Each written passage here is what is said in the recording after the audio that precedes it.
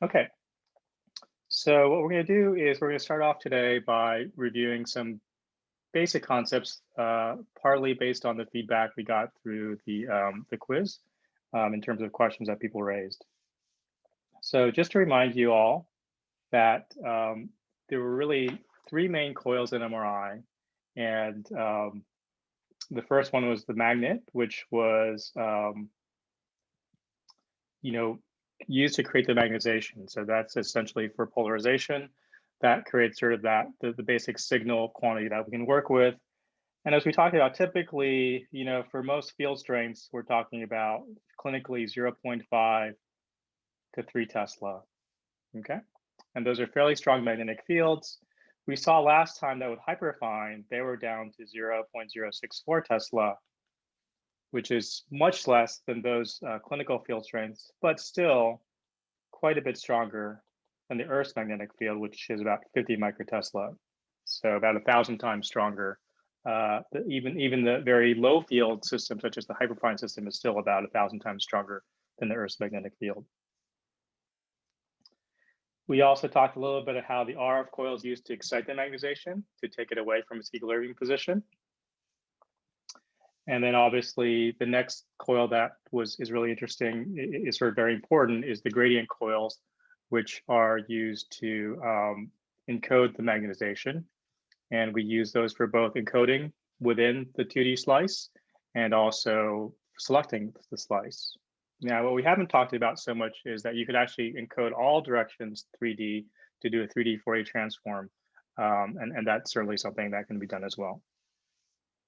And finally, the RF coils are also used for receiving the signal back. And in terms of where that plays into the role in terms of the Fourier transform of the object, that's really the integration step. And so the coil itself is the integration of all the signals. And that essentially is how we, in hardware, we implement the integration operation. So there were some questions about slice selection, and also, sort of how do we use the slices in a normal, how does that work in a normal clinical application? So typically what's done is, we excite a slice, but in general, we don't care about just one slice. We're going to want many, many slices. So we're going to go slice by slice by slice by slice. So that's shown here. We're going through 6 slices. Okay. And then after we've gone through all 6, we repeat and come back to the first slice. And that's the very typical acquisition that might be done, where you might go sequentially 1, 2, 3, 4, 5, 6, or you might skip every other slice, go 1, 3, 5, 7, and then come back and do the even ones, 2, 4, 8. And that's because as you're exciting spins from one slice, if you excite the next slice immediately, there can be some interaction. And so sometimes it's useful to wait, do all the odd slices first, and then do all the even slices later. And the way we select the slices is we have an RF pulse, and then we have what's called the slice select gradient, which is this gradient here, which allows us to create different spins or different frequencies, and such that we only want to excite spins within a certain frequency band. And the key is that that gradient is only on while we're exciting. Okay, so one of the questions was, if you turn on the Z gradient, doesn't that affect the process later? And it turns out that, remember, the spins process in response to the instantaneous magnetic field. And so once we turn that gradient off, there is no more gradient in the Z direction. And so we only turn the gradient on to create that the different spins processing while we're exciting them. And then we turn the gradient off for the slice selection. Okay. So that's hopefully answers one of the questions that people had. There were a couple of questions about K-space trajectories and how do you go from like K-space to gradients and from gradients back to K-space. The key thing to remember is where you are in K-space is always just an integral of of the gradients. Okay, and then from the first fundamental theorem of calculus, you know that then you could just take, if you want to know, if we took decay dt, right, then that would just be gamma over 2 pi g of t. Okay, so if we take the derivative of an integral, then we just get what's inside the integral. All right. And so what you can do is so if you're going from gradients to K-space, you're just integrating. So for example, in this case, where from the homework you had the EPI gradient. So let's say this is the GX gradient. So where I'm on KX, right? So this is a function of time. This is KX. I would simply integrate this. So basically, the integral of this is just going to be something that's taking me down here. And then as I turn on the positive gradient, then I'm just integrating that way. Okay. So in terms of going from gradients to K-space, you're just thinking about integrating the waveform. And so that's how you go from there. In terms of going from a gradient K-space to gradients, it's the opposite. You want to think about taking a derivative. So for example, and this was one of your homework assignments, what's useful is to draw the Kx and Ky separately. So first of all, we'll draw the Kx as a function of time. Well, let's say do the Ky because that's changing first. So Ky is going from here to here, some point there. So and let's assume, I think in the problem you could assume it's linearly increasing. So you know that it's linearly increasing, right? And then it stays steady for the next time section. Sorry, it's linearly decreasing. Let me erase that. Oops.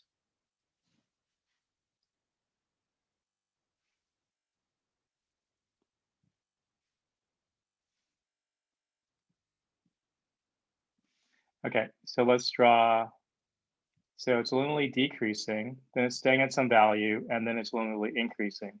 Okay, so that's what Ky looks like as a function of time.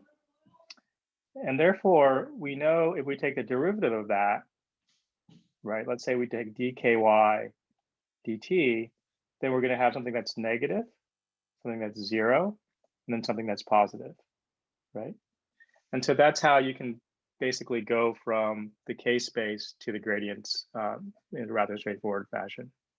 Now, the design of more complicated trajectories, obviously, there can be more optimization, and in general, you have to deal with what are the system limits, the hardware limits on what you can actually do, right?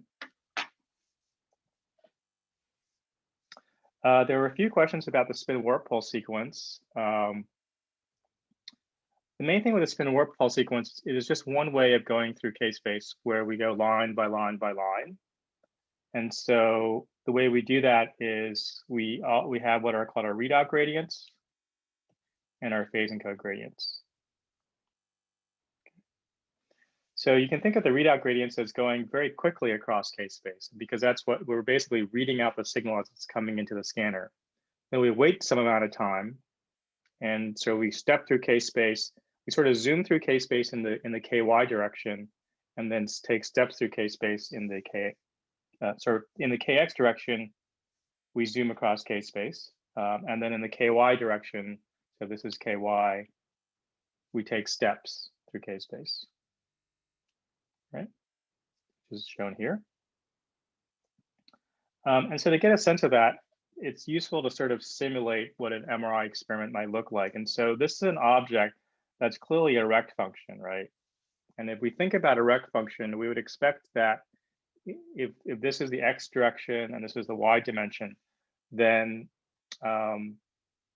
it's a two-dimensional sinc function. So we're going to sample this two-dimensional sinc function. So the movie that we looked at previously in the course was we're looking at the data coming in line by line by line. So each time you get a line, the scanner will pick up a line, it'll read out a line of K-space along the KX direction, and then you wait, and then it's going to fill in the next line. Okay. And that's shown here in this movie.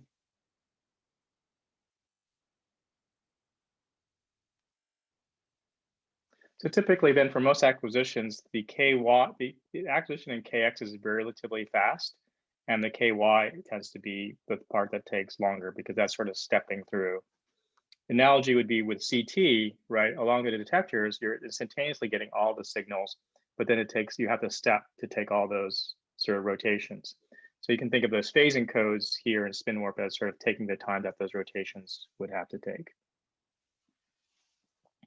So if there's any other questions about specific question about spin warp, please either type them in the chat or ask me, because it wasn't clear to me exactly what the what people wanted more clarified.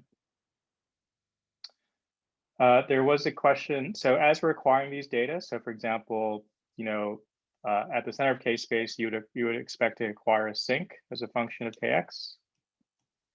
But in reality, the signal is decaying. For example, we've talked about T2 decay, right?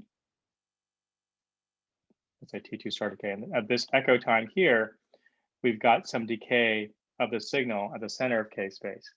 But also the signal is decaying, it's exponentially decaying across K space. So the question is, what happens there?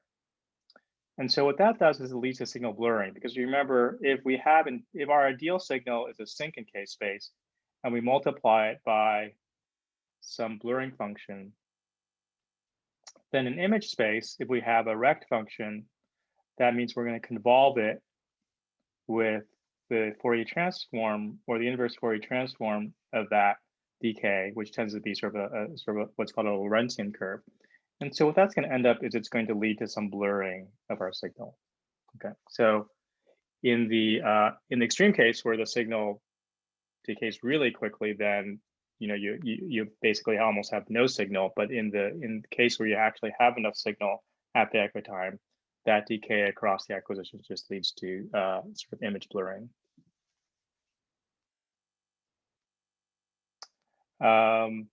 There were some questions about the spin echo pulse sequence, like what does the 180-degree pulse do? So we can just go over this, where the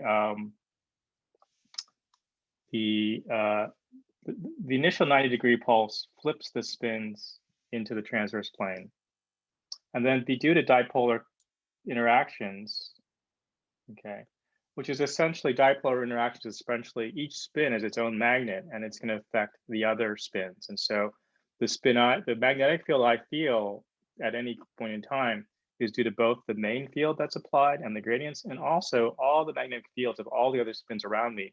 That's going to affect my local magnetic field.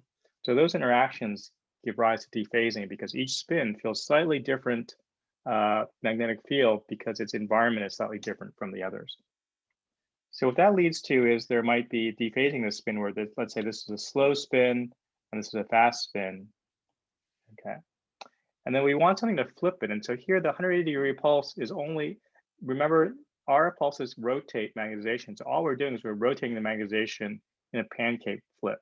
Okay, so we're rotating 180 degrees around this axis. So we're rotating this over here and this over there. So we're just flipping the spins, or a rotation 180 degrees. If we go, it flips it that way, but if essentially it's coming underneath and flipping like that. So you rotate everything such that what's at the beginning is at the end, and what's at the beginning. And so really, the role of the RF pulse is, in terms of this classical picture, is nothing more than just rotating the position of the spins. All right.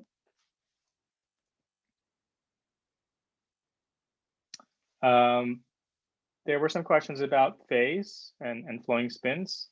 And the basic idea is that if I have a stationary spin and I apply gradients like this, where I turn the gradient on and then I turn it off again, then I know the area of this is 0, right? So after that, if I look at just K space, then if things are stationary, then at the end of that gradient sequence, then I'm just back at the center of K space.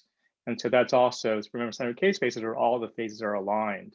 And so it's not unexpected that at the end of that, if I start at 0 phase, I'll be back at 0 phase. The reason why spins moving acquire different phases is because they're not experiencing the same gradient field, because they're moving into stronger parts of the gradient. So for example, this spin here that's moving might experience this sort of gradient field as it's moving along, okay? But then when we flip the spin and it keeps moving that direction, so now it's experiencing a stronger part of the gradient field, such that the phase accrued from the first gradient is sort of overcompensated by the second gradient, and therefore requires a net phase. The formula is related to the first moment of the of the gradients, which you can think of the first moment as essentially, if you thought of these as weights, right? These, like if you thought of a mechanical picture of these as weights, where one's pulling up and one's pulling down, something has a first moment if there's a tendency for that to rotate around its own axis. And so if you look at anything like this, you know that this has a first order moment. And the algebra is fairly straightforward and was in the slide 7 notes. Okay. The phase of diffusing spins is a little, follows the same principles. The main difference is we typically wait more time to allow spins to dephase, to diffuse more, because diffusion is a slow process. Things don't move that far. So we do want to, the longer we allow things to wait, then the longer they can diffuse. And here we're not really sort of focused on, we're assuming that all spins are moving around, right? Even, and we're really looking at the very fine movement of spins. We're not looking at bulk flow anymore. We're really looking at microscopic movement of the spins. So in that sense, the idea is each spin, so for example, this spin here experiences this field here, and then maybe experiences this field here, right? So it's experiencing very different fields, and this spin here experiences this field and this field. So overall, they're not experiencing equal and opposite sort of gradients, and such that each spin is going to acquire a different phase, okay? And so if you imagine lots of different spins sort of acquiring different phases, okay, the more they dephase, the more the signal is going to decrease, okay? So for example, let's actually erase that. If they only dephase a little bit, right, then I get a fairly strong signal. But as I allow them to diffuse more, then spins are going to dephase even more, and that's going to lead to a much smaller signal. So with diffusion, we're sensitive to how much the spins are moving, which is the sort of the random motion of the spins. And we're also sensitive to which direction they're moving. And we can sensitize our acquisition using gradients in different directions, okay? And then from that, we can, for every voxel, we can sort of assign directions. These are little peanuts that are called, that are sort of showing which way the flow is going. And as you can sort of see here, we didn't really talk about this in the last lecture, but a lot of these, you see these peanuts actually have sort of shapes. Some of them like have shapes like that. And that's if you do sort of more advanced techniques, which actually allow you to not just pick up the ellipsoidal diffusion, but actually allow you to look at things like crossing fibers. And that's sort of shown here, where, for every voxel, you either have a primary direction, or else you have some voxels where there might be some evidence that there's diffusion going one way, diffusion going another way. And that would happen if, for example, you had two fibers in the brain that were crossing, okay? Now, this is still a fairly difficult problem to resolve, and people are still working on the best ways to do this, but there has been a lot of advances in this over the last couple of decades or so. Okay, so I tried to answer some of the questions that came up. Obviously, if you have more questions, feel free to send emails or follow up. I see, well, some of the people who ask questions aren't here, so but if you are here and you asked a question and it was not answered, just let me know, okay? And also some of the questions, if I could respond very quickly, I just put a comment in next to your question. And so if that's not clear, just feel free to follow up. Okay, if there's no more questions, we're gonna move on to what it's sort of called advanced image reconstruction. And for this, I'm going to show a lot of equations, but I'm only showing the equations just to show you that there are equations behind it. We're really going to focus on more of the big picture, on what's going on, just to give you a sense of, for example, if you are interested in going to more in-depth in medical imaging, this will give you a sense of where the field is going.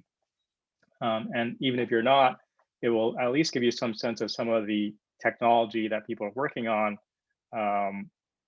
to create these advanced imaging techniques. And as we talked about last time, these technologies are really enabling things that weren't necessarily otherwise possible, say 10 years ago. So for example, the hyperfine system, the portable system, makes a lot of use of deep learning and the fact that, for example, if you really have to, you could even send the data up to the cloud, have it processed with very intensive processors, and send it back.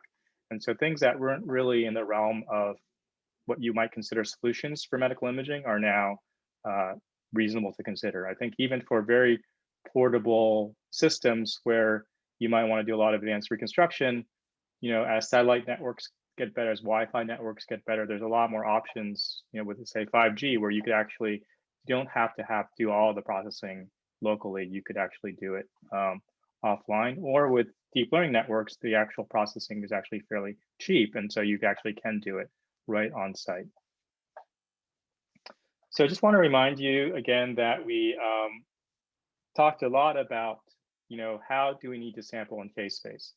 There were a couple questions on, some questions about, FOV versus resolution. And typically, the way you think about it is both FOV and your delta X are typically in units, spatial units. So you might be centimeters or millimeters.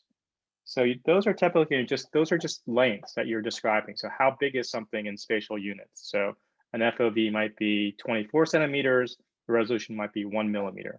Okay. Now, the other way you specify resolution is you can specify ROV, the FOV, and then state how many voxels or pixels do you want in an FOV. So for example, that would be the number of voxels is equal to FOV of X over its resolution. So which one you specify depends on the question or the user interface.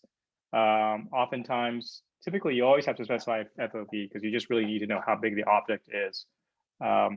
But whether you specify the resolution unit in terms of distance or some distance unit, or whether you specify how many voxels you want, that can differ depending on the application, the question.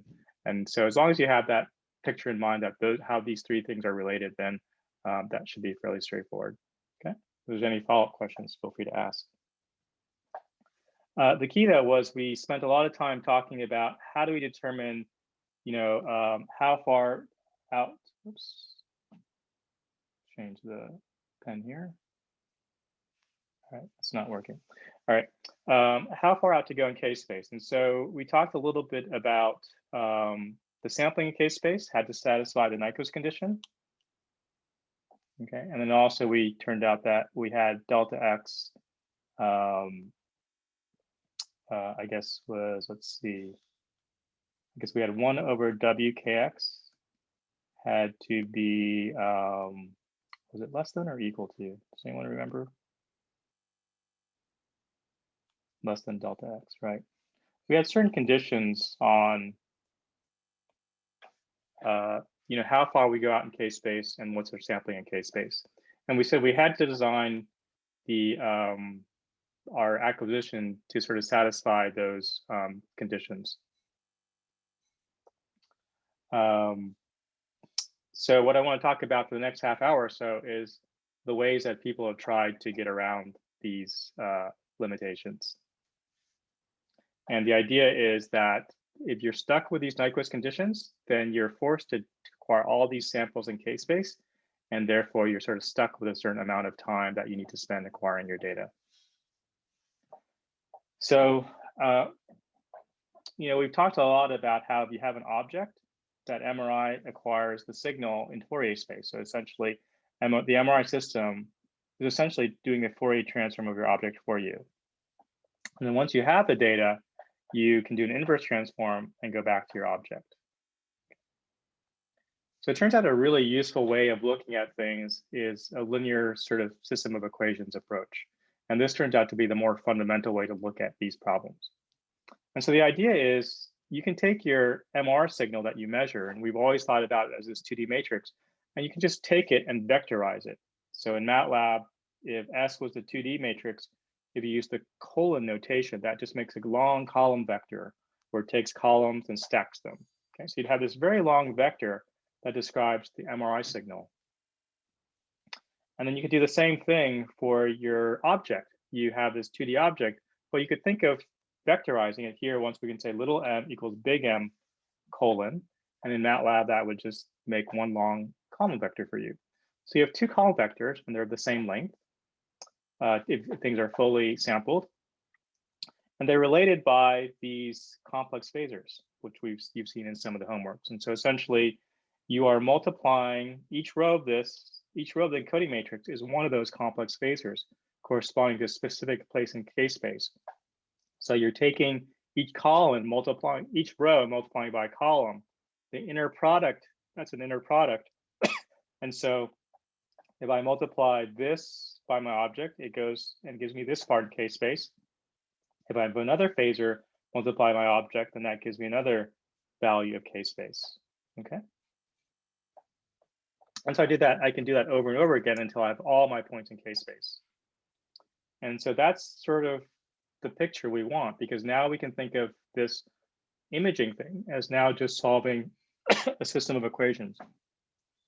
And this is not just for MRI, this applies for typically almost any imaging acquisition that you might want to consider. For example, CT or PET, they can all typically be reframed in this linear systems of equations approach. So it turns out that linear algebra and sort of concepts based in linear algebra are very, very important for imaging. This is an example here. So I basically have taken my object and I vectorized it, okay? And I've taken my Fourier transform and vectorized it, and they're related by this encoding matrix E, which here I'm just showing you the phase of each term. And so it's got this sort of interesting pattern. And so all it's saying is, all in MATLAB, it's just I take my encoding matrix and multiply it by my object vectorized, and I get that's the Fourier transform. So what that looks like is from one of your homeworks, you already sort of did this part and this part where you sort of did this brute force calculation and you computed the phasor terms, and then you took the inner product of those phasor terms in 2D with your object. Okay, so this was, you summed over 2 dimensions because you're sort of doing this 2D summation. And you have these 2D phasor patterns, and you're sort of thinking of multiplying them and adding them all up. But it turns out the other approach we could do is we could just make an encoding matrix here, and each row is just one of these phasors, okay, expressed as a row, okay? So you sort of see this column notation in MATLAB that just takes any 2D function, 2D matrix, and just makes it a column. And so now, and we can also vectorize our object, right? We can just take whatever object we have and make it a vector. And so what we're left with is the Fourier transform is just taking our encoding matrix and multiplying it by the object. Okay. Now this is in column notation, so you can always in MATLAB reshape it back to 2D if you wanted to. So what that leaves us is that what we've talked about so far is, we're talking about linear systems of equation. And so far what we've talked about is really for our full sampling of K-space, we need a square matrix, okay? So that this will now have an exact solution, and E should have an inverse solution. And for a Fourier transform, it's just the complex conjugate or complex transpose of the encoding matrix. So it has a very simple solution. So this is essentially the inverse Fourier this is essentially the inverse Fourier transform, okay? And then these are both inverse Fourier transform. This is the general, this is true no matter what E is. And then when E is a Fourier or what's called an orthonormal matrix, then this is the Fourier transform, inverse Fourier transform. But what we want to deal with in advanced reconstruction is what happens if, as you may remember from your linear algebra, you can have an overdetermined system of equations where you have way more measurements and way more equations than unknowns. In which case, some of you may know that there's a least squares estimate that has this form. Okay, we'll talk a little bit about that.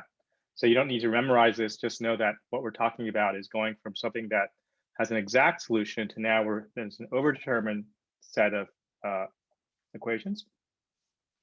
Or what's even more interesting is we could go to an underdetermined set of equations where, for example, now the number of equations is less than the number of unknowns. And this one solution for that is what's called the minimum norm estimate, which we'll look at. But it turns out that's not the best estimate for what we want to do. It leads to a lot of, it actually leads to aliasing. So we're going to take a different look at aliasing today from a linear systems, linear equation point of view. And what this minimum norm estimate essentially minimizes the size of the estimate. So it picks that solution, which is the smallest. But it turns out in general, that's not the best solution for imaging. So let's take a look at the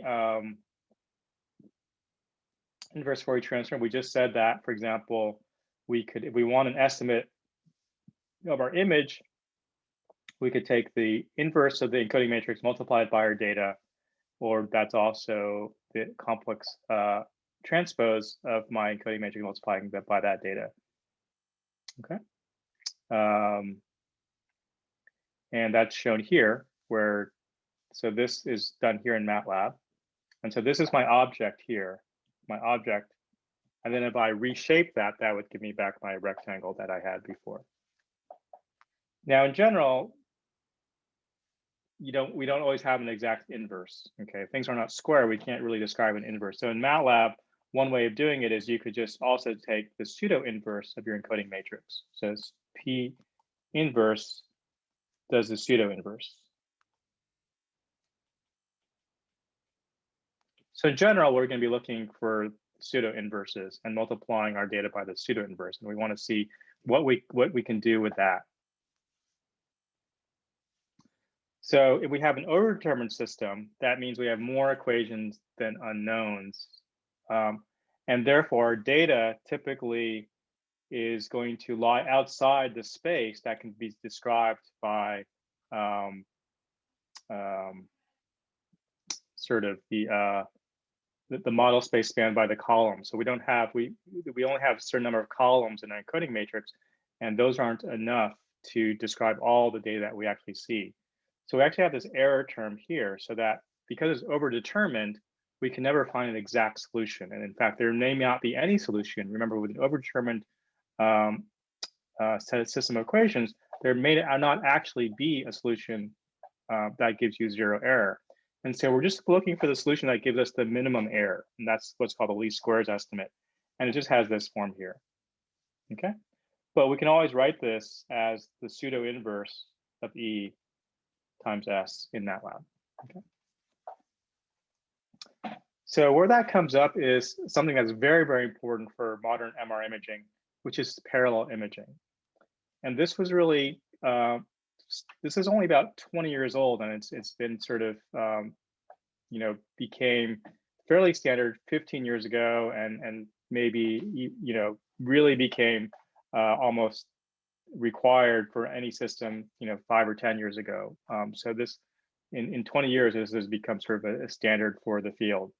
And the basic idea is, so far we've talked about, we've assumed we just had one coil, and the gradients have to do all the work, right? The gradients have to get us through K-space.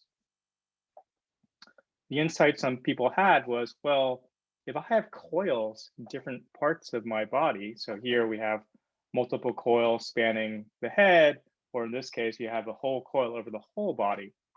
Well, each coil only sees part of the object, right?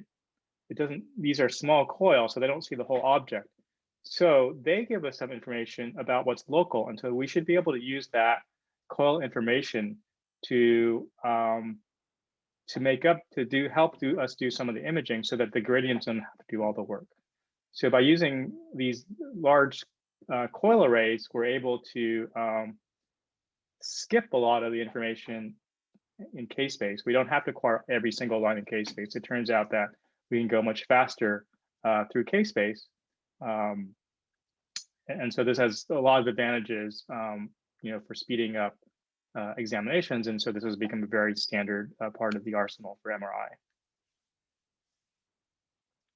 So here's the basic picture. So here I have, let's see, here's 8 coils, right? And each coil sees a different part of the brain. Okay.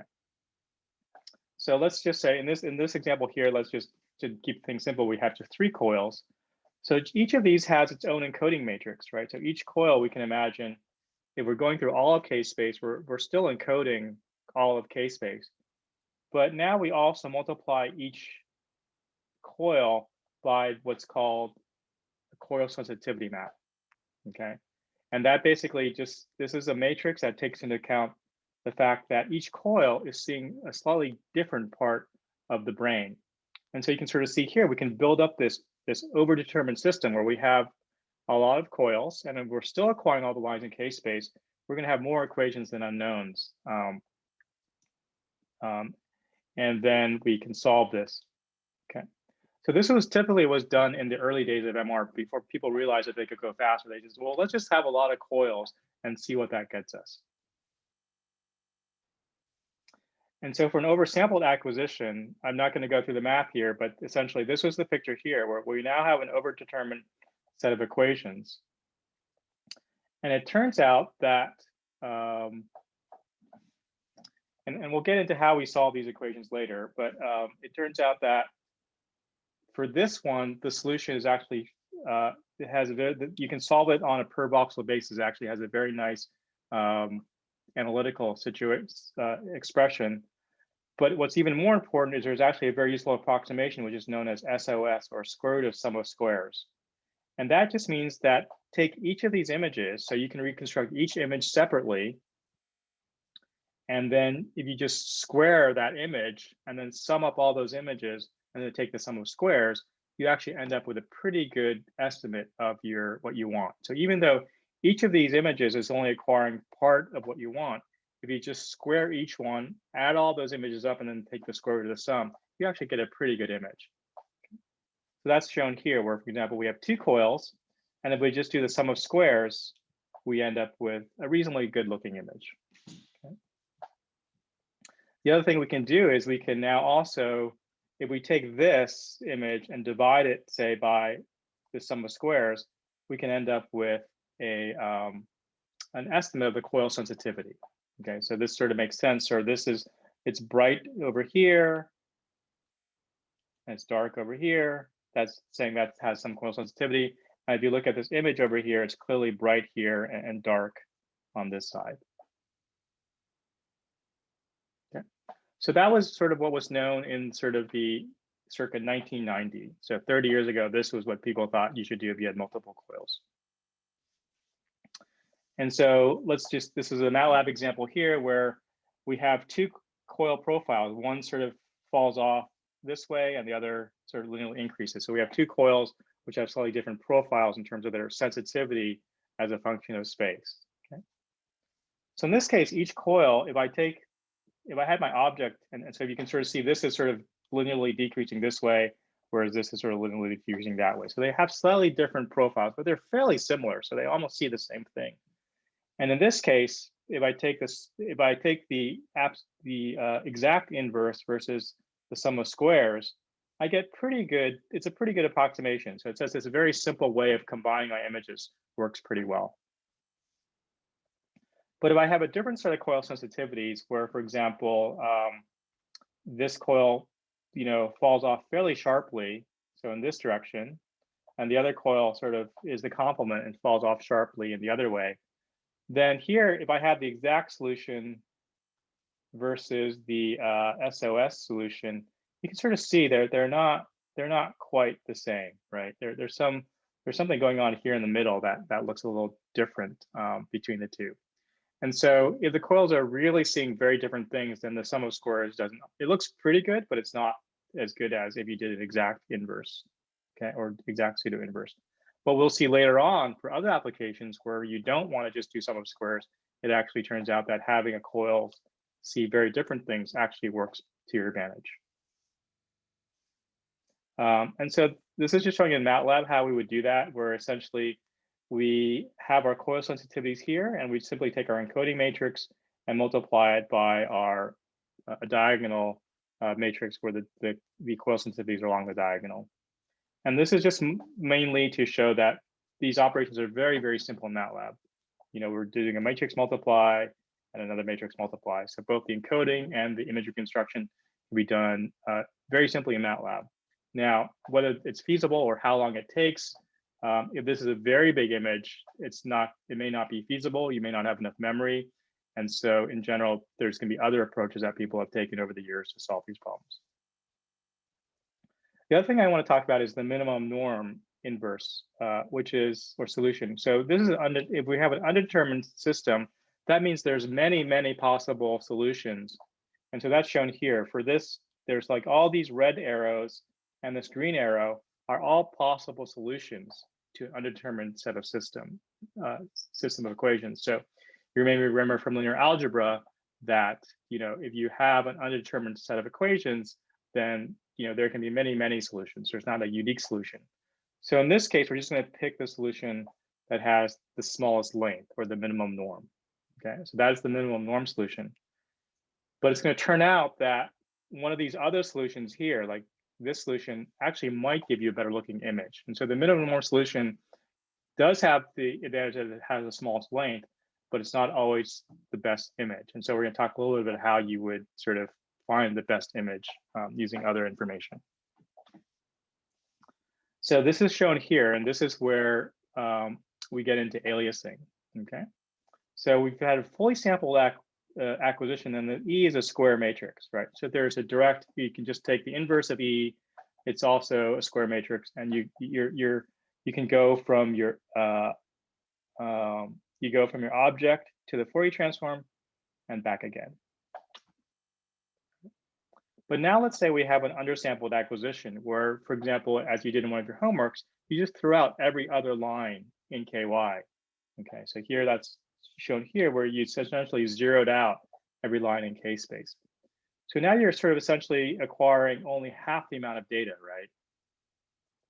And your matrix is only half the length too, right? So we've squeezed that matrix in. So now we have more unknowns than equations. And in this case, the minimum norm solution has this form here, okay? And what that looks like is this.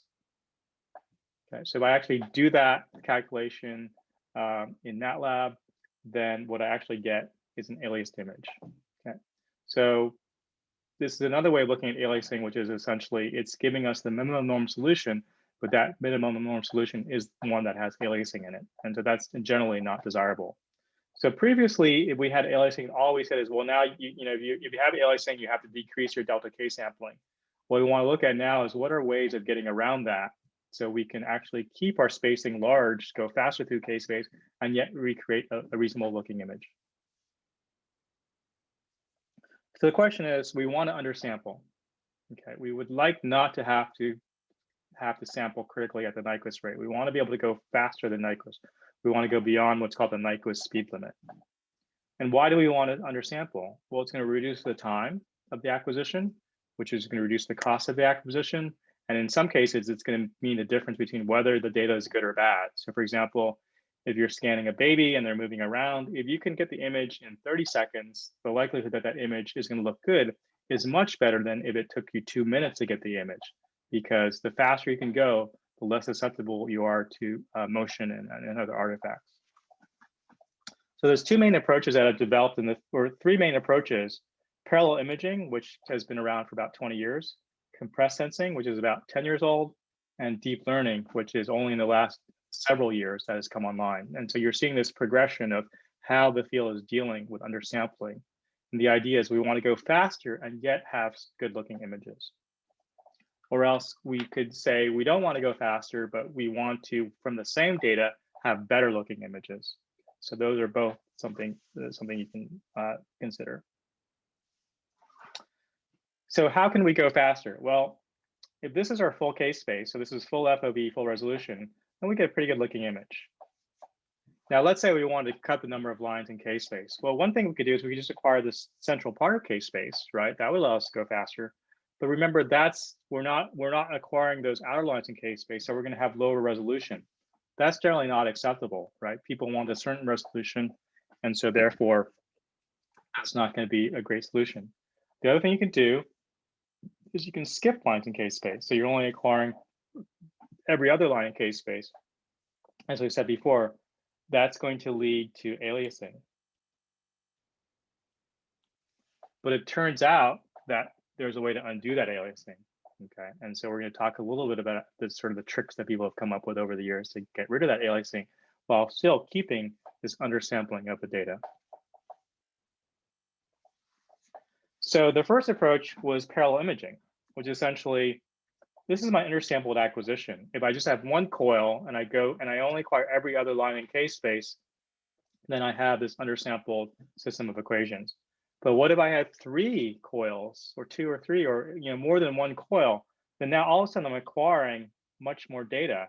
And I actually go from an underdetermined set of equations to an overdetermined set of equations. So now I have a chance of being able to actually get a fairly good looking image of my object. Okay, so the key is we're going to use the information from multiple coils to allow us to go faster and then do that aliasing. Okay. So typically when we talk about parallel imaging, there's something called the acceleration factor. So if you are doing MR and someone says the acceleration factor, that's basically how many times faster you're going than critical sampling. So if acceleration factor was 2, then in this case, we've skipped every other line of K-space, so we've gone twice as fast.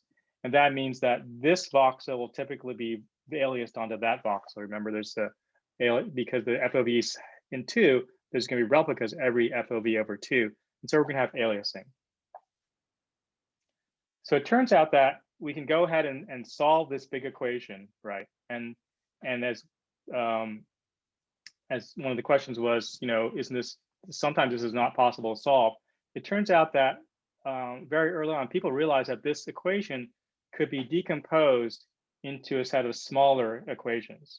So you could solve for this voxel by voxel. So instead of one big problem, you could have lots of little problems, which you can solve very quickly.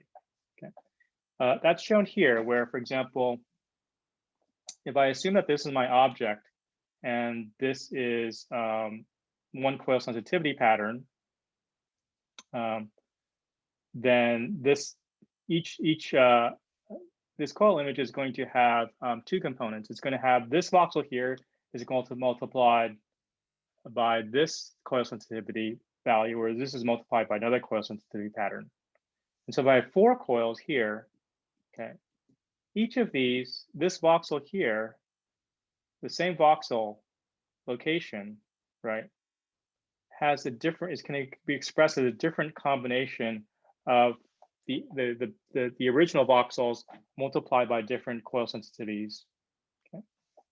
The bottom line is, for every voxel, we can write down a very small set of equations that allows us to basically undo the aliasing voxel by voxel. Okay, so this is rather amazing that this works, but it's because of the structure of the equations that allows you to do this sort of unwrapping.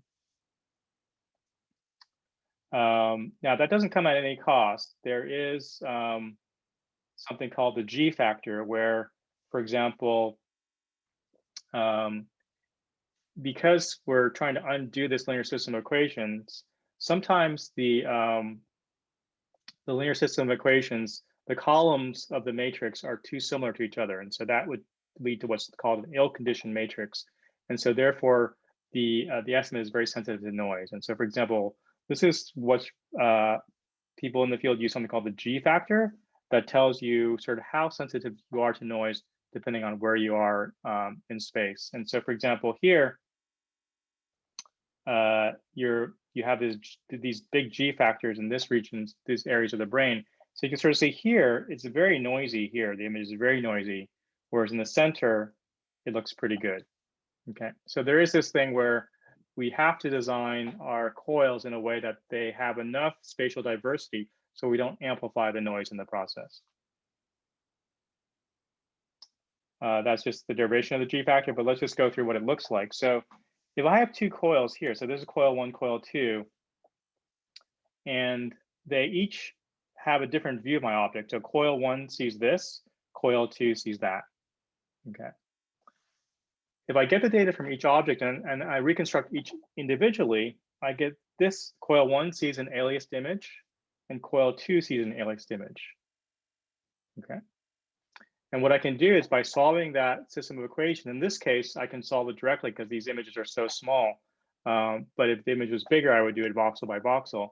I get a pretty good estimated image. And in this case, it looks noisy because I've added noise to the process to really get across what the G factor looks like.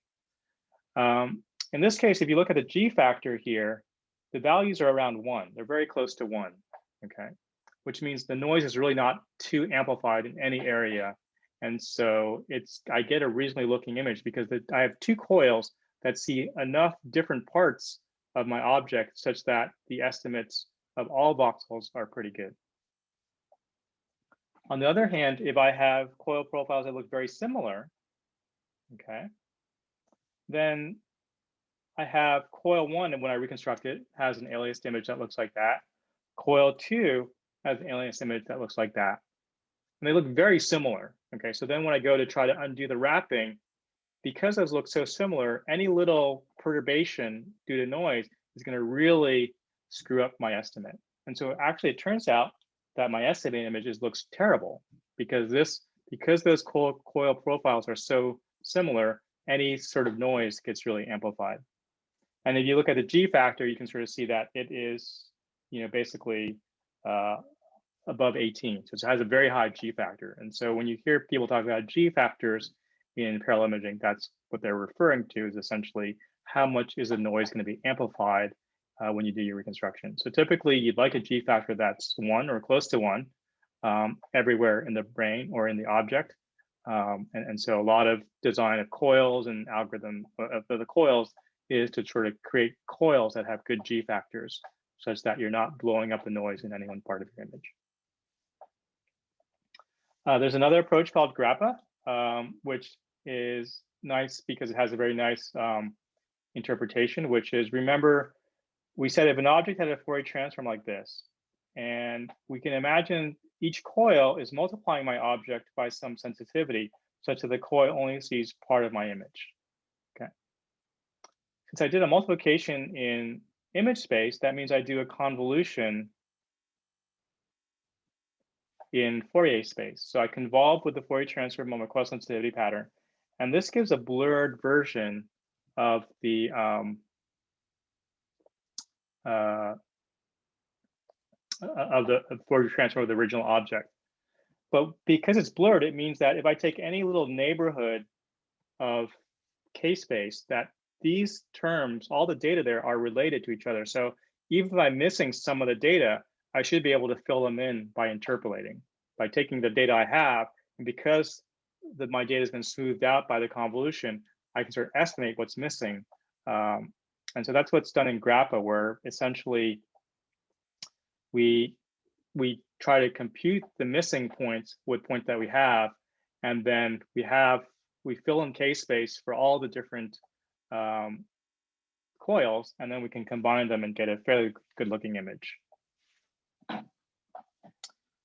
So that's shown here, where, for example, in GRAPPA, let's say we have two coils. Each coil sees this in Fourier domain, but they're both seeing undersampled versions of what they should be seeing.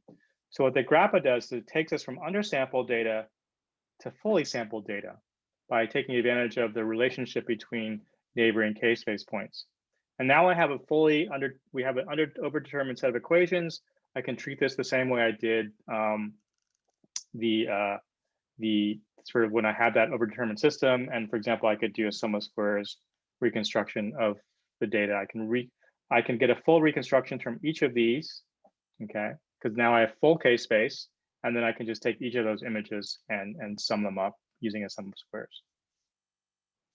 So if I do that, in this case, acceleration factor of 2 is pretty good. 3, you're starting to see some problems, and 4, it's clearly not that usable. And so one of the things that is sort of still part of sort of the state of the art, or what people are trying to look at, is how fast can you go? Accelerating by a factor of 2 or 3 is typically doable for most exams. If people really want to push it, they can go up to a factor of 4. But then it becomes very sensitive to the coil geometry. And so there's still a lot of work being done in how fast you can go there. So just to sum up parallel imaging, there's really two approaches. In both cases, we're subsampling K-space or undersampling K-space. So we make use of the fact that we have different coils. And we can do either the reconstruction in the image domain. Okay, so this is sort of like the sense reconstruction. Or we can do the image reconstruction in GRAPPA. So in the field, if you go to different scanners, both approaches are actually used in practice. Although I would have to say that probably grappa is used a little more because there are ways of calibrating it that tend to be a little more robust. And so, in general, if you're having an MRI exam done on you, then there's slightly greater chance that you're having a grappa parallel reconstruction done. Okay, so now we're going to sort of switch gears and sort of present a more general picture of what we're trying to do. So what we've been talking about so far, either with fully sampled or with parallel imaging, is we designed a system that should be able to handle any image that we get. Okay, so for example, if I had a 16-bit image and it was 128 by 128, there's a billion possible images I could have. If I had 512 by 512, there's 17 billion possible images I could have. If I go to 32 bits, so represent my data with more bits, then I go from 128 by 128, there's 70 trillion possible images. And then at 512 by 512, there's a 1 quintillion images. So this is a really large space of images, okay? And that space includes both images that look like biological structures and images that don't look like biological structures.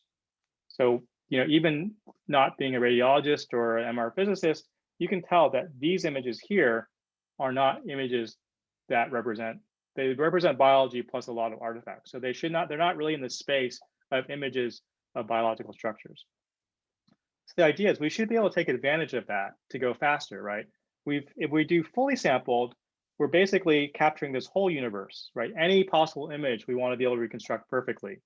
But what we really care about is this space. We really want our images, since we're imaging biological structures, we only want those images that fall into that yellow space, okay? And if we sort of make that, if we can design reconstruction algorithms that take advantage of that, then we should be able to go faster and yet still maintain our image quality, or else go the same speed and improve our image quality, because we know that images here are not what we're looking for. And so we can penalize anything that looks like that and drive our reconstruction algorithm to give images that looked like what we want. So the first version of that was compressed sensing. And here the idea is, here we have our Shepp-Logan phantom. This is Fourier transform. And what happens if we just randomly sample that? So this is, as you can sort of see, we've only kept sort of a random sampling of K-space. So given what you know from Nyquist sampling and the criteria, we would expect there to be a lot of artifacts and that the resulting images should not look very good. And in fact, if you did a typical reconstruction, it would look like that. So not very good. Okay. But it turns out if you're willing to put some constraints on what the image should look like, then you can actually get a very good looking image, even though you've thrown out a lot of your data. Okay. And the idea here is put an a priori constraint on what the image should look like. And so this is typically what the compressed sensing algorithm does. It takes, remember we have that S equals E to the M, right? Our signal we measure is the encoding matrix times my object. Okay. So what I want is, now I want to come up with an estimate of that object, M hat, right? And in general, so if I have S minus E times M hat, that's telling me how different is my signal that I measure from my estimated object times the encoding matrix. And in general, I want to make this as small as possible. I want to minimize that. And that's what's called data consistency, okay? For whatever estimate I come up with, if I multiply that by my encoding matrix, it should be as close to my measured signal as possible. At the same time, I want to minimize something about my object because I want to put some assumption about my object. And this is typically done by minimizing some norm. In this case, it's the L1 norm of my object, my estimate, multiplied by phi, where phi is known as a sparsifying transform, such as a wavelet transform or what's called a difference filter. So we'll see some examples of that in a bit. But the idea, for example, in wavelets is an object, if I have an object and I take its wavelet transform, so its sparse transform, it's got relatively less coefficients in that transform space, okay? And so therefore, I can, if I minimize my if I have my reconstruction, so it sort of minimizes how many coefficients are in this other transform space, then I can, I'm putting a constraint. I'm saying my object can only lie within a certain space of signals or images, and therefore I should be able to use that constraint to get better images. So that's shown here where, for example, if I do full Nyquist sampling here, and this works particularly well with things where there is sparsity. So for example, in angiograms, there's a lot of signal where the vessels are and not so much where the vessels are not. So if I, for example, just did like a finite difference or tried to accentuate how much the signal is varying, then the sort of compressed sensing tends to work very well on these sorts of images. So with full sampling, I get a very nice angiogram. If I just cut out some K-space, then I get a low resolution that's not very good. If I do some sort of other reconstruction, then it's okay, but it's not as good as the original. And if I do what's called compressed sensing, then I get very, very nice reconstruction of my image. Okay, and this is, I'm not sure how fast they're going here, but if we look in the bottom here, they're going anywhere from 3 to 6 times as fast. And so this is the sort of the gold standard image here, okay? And you can sort of see if we either go 3 times as fast or 6 times as fast, we're still maintaining a really, really good image quality because we put this constraint that my object can't be from any, it can't be any possible images. It can only be images that satisfy the constraint that I placed on it.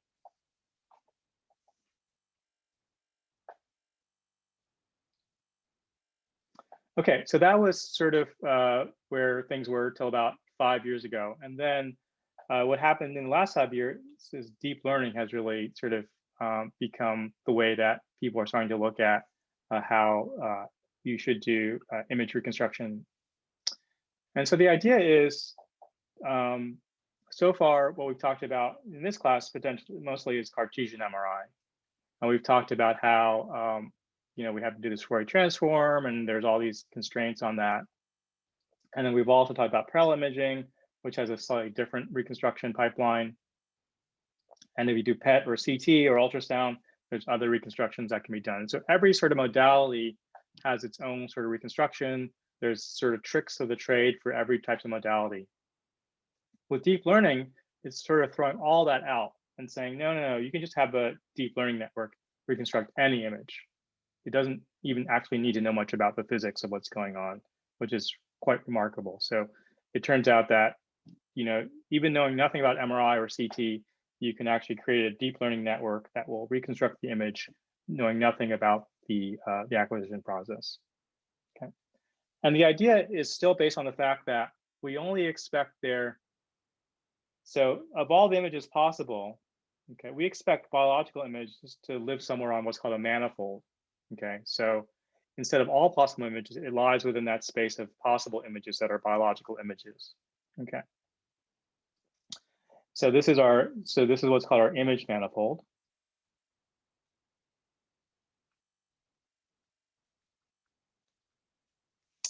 And this is what we call our signal manifold.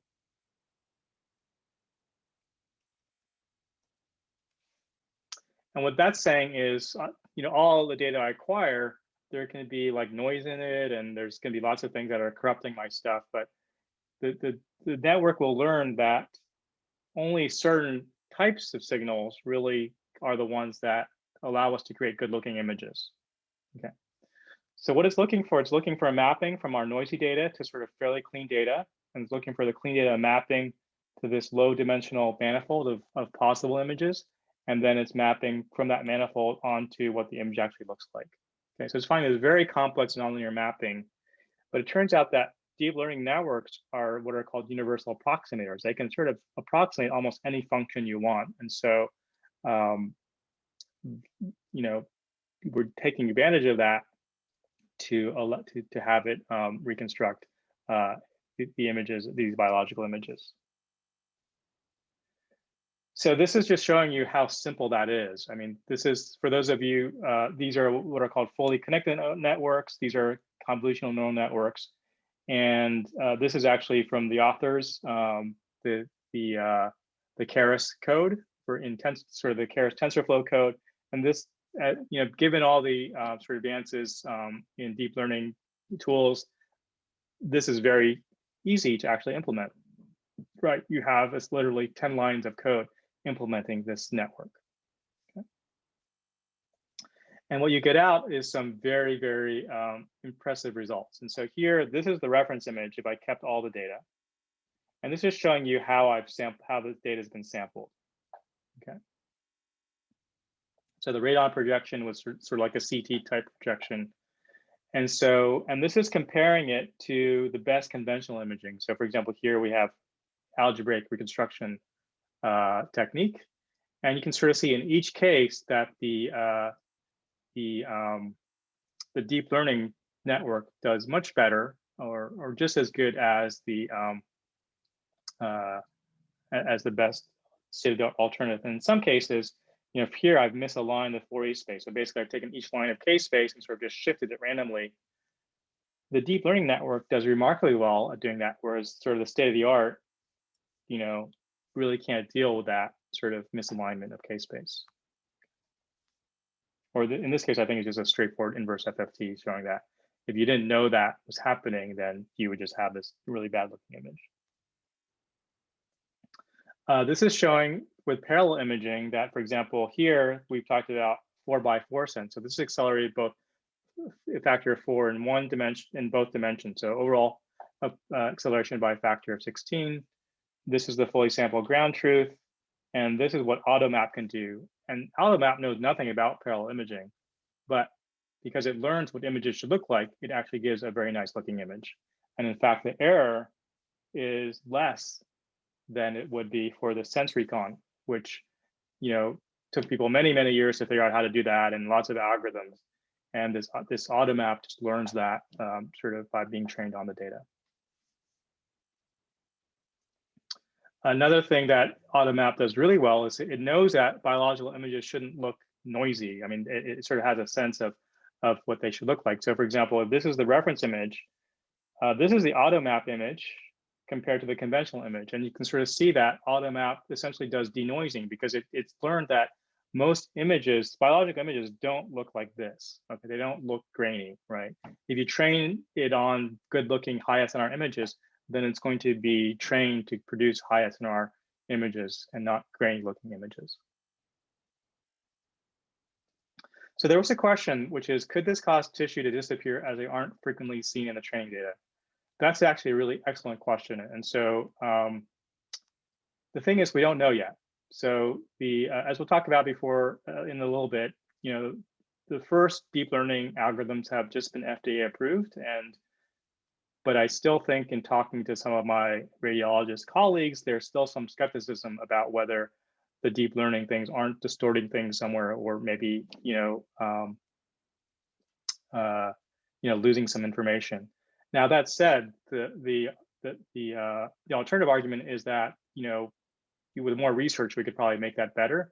And in fact, that the training data doesn't really seem to be that important, at least to the first order, in the sense that these results were actually trained on ImageNet, which is just sort of a set of images from the web, right?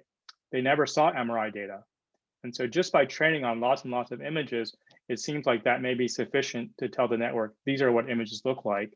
And then when it sees MRI data, it doesn't even know that it's MRI data, it just reconstructs it. Okay, but it's a very good question. And I think it's still, the field is still trying to come up with better answers to that question. So there's different approaches that people are trying in the same sense that, you know, we're still trying to answer these questions. So for example, what we just showed you here, what's called domain transfer learning, where we go directly from k-space to the image, okay? But there can be other types where maybe you actually do the inverse FFT first, and then use deep learning to take you the rest of the way.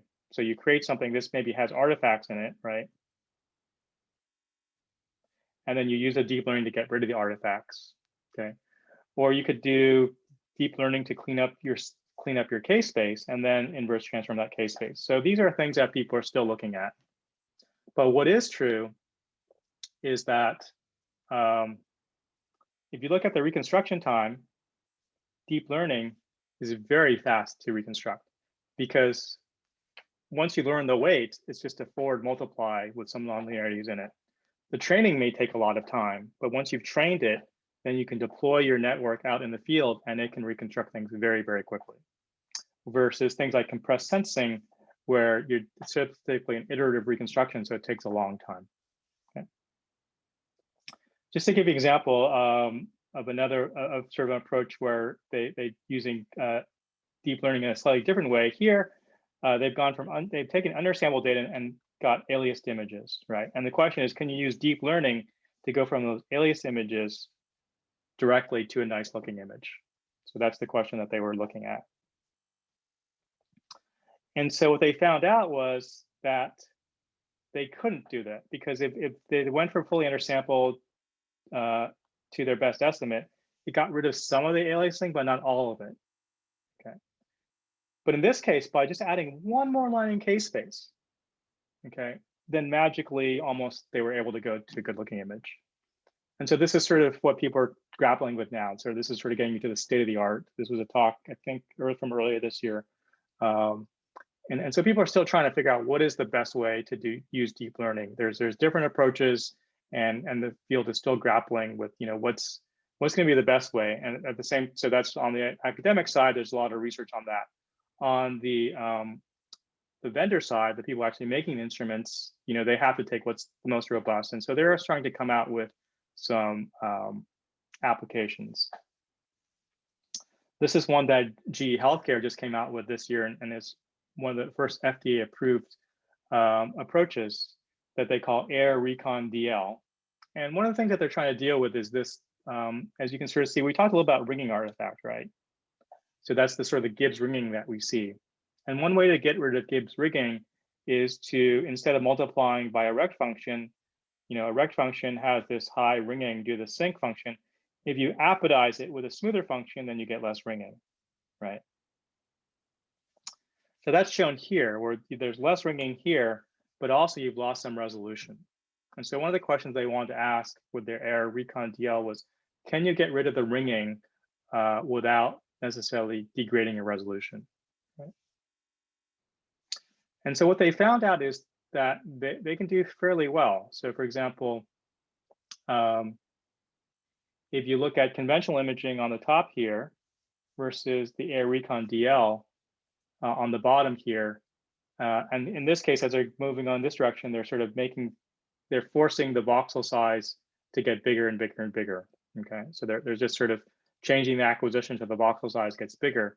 You can sort of see, even as the voxel size is getting bigger, where you expect to see more ringing and sort of issues, they're actually doing fairly well, so that they're actually able to sort of really keep the sharpness of the images across quite a large range of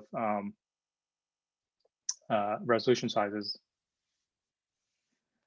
This is showing an example where they can use the Air Recon DL to go faster and create arguably better looking images. So for example, the original images are on top. So these are the original ones. Okay, so we have a brain on the right, on the left here, and a heart on the left. Looks like they're using a triple IR black blood. So they're using inversion recovery to null out the blood here. And now they've gone, if they go twice as fast here, they still get a remarkably good looking image, okay? I would argue that that's just as good as, maybe not even better than the original image. And then here, they've gone slightly faster from 15 seconds to 11 seconds, so maybe 50% faster. And you can sort of see here, they've gone, not only have they gone faster, but you could argue that the image that they're getting is actually better, okay? So this is sort of what people are sort of hoping, that by using deep learning, hopefully either you can make the image acquisition and reconstruction process go faster, or you can make it so that it's less, you know, the radiologist or the radiology technician doesn't really have to worry so much about the settings, that even if things are a bit undersampled or not high enough resolution, that the deep learning can get you back that resolution and make it less sensitive to some choices that oftentimes people spend a lot of time thinking about what's the best acquisition and what are the best settings. It seems like deep learning has the potential to sort of reduce that. This is some stuff that Siemens has just released. And so showing, for example, using deep learning here on this here to get much sharper resolution, okay, at the same scan time. And similar here, same scan time, and hopefully gain in resolution and detail. Okay, so what the role of deep learning is still not absolutely settled. It's going to be a very actively moving area, but certainly for any of you going into medical imaging or even dealing with medical imaging, you know, as an application or looking at images, that you just probably, it's good to be aware that a lot of the image that you'll probably seeing in the coming years, a lot of those will be coming more and more based on deep learning. And obviously, deep learning can be used for many other things, for example, image segmentation and other quantification. But for this talk, I just wanted to sort of outline what it's being done for image reconstruction. Okay, so, oh, in this case here, I guess they did use it to reduce scan time. And still very, very nice image quality. Okay, so let's just close up with some logistics. So for those of you who are interested in going on to more medical imaging, there is a class 280B, which is sort of the companion class of this. It will be retitled Medical Imaging 2 at some point, but for now it's still called Comparative Biomedical Imaging. It essentially will cover the modalities that we didn't cover. So it'll still use the Princeton Links book, and we'll cover things like ultrasound and nuclear medicine. For those of you who want to get a hands-on experience with MRI and other modalities, I believe BN278 is still being taught in the winter. You'll have to check on that. But traditionally, this is a limited enrollment class. I think typically capped at 8 students because there is a lot of time spent on the scanner, and there is you can actually get to acquire images and see what happens there. Let's see. So I'd like to thank our TAs for doing an outstanding job. If we were in person, you know, we could all applaud them now. I guess yes, you could do Zoom clapping, so that's great. So thanks to Amanda and Denai for you know, helping everyone. There's no way Professor McVeigh and I can teach a class like this without you know, the support of you know, really awesome TAs. So let's see. So Professor McVeigh and I will see you again next Tuesday at 11:30 on this Zoom link for the final projects. So we're looking forward to that. So we'll expect I'll send out an announcement sort of indicating some of the nitty-gritty details, but the bottom line is we will want to have some version of the presentation submitted. I forget, like either an hour or two beforehand, just so we have a backup copy that we can use in case there is an issue with Zoom. I think what we'll do to keep things simple is last time we went from group 1 to 13. This time the order of presentation will just be reversed, going from 13 and working our way down to number 1. And just be ready to go in case if a group doesn't show up or has some technical difficulties. You know, we might ask a group to go earlier if necessary. Okay, and then one last final logistics is, you know, if you haven't already done so, please go out and fill out the online evaluation form for both the instructors and the TAs. We do take a look at the comments and certainly use those to help guide future course development and design. This year obviously has been a little different for all of us due to the COVID-19 situation. So I want to thank you all for, you know, hanging in there and sort of, you know, dealing with some of the, you know, technical blips and issues that we've had. You know, I think in the future, if we have to say remote, you know, we'll try to look at ways of being more interactive, but hopefully, you know, next year we can go back to in-person teaching. So it's a pleasure having all of you. I hope some of you all learned a little bit about medical imaging. I think it's a great way to understand the concepts of Fourier transforms and linear systems, and now deep learning and also linear algebra. It is a technology that will touch pretty much everyone's lives in their lifetime, and so it's just, I think it's nice to know something about what's going on behind the scenes. So with that, I'm going to end the recording now, and I will stick around for questions that people may have either about the course or their projects. Okay, so I'm going to stop and